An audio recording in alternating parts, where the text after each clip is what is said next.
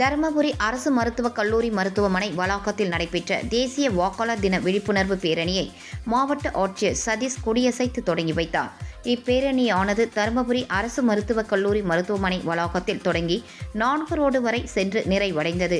இப்பேரணியில் சுமார் 500க்கும் மேற்பட்ட கல்லூரி மாணவ மாணவியர்கள் கலந்து கொண்டார்கள்.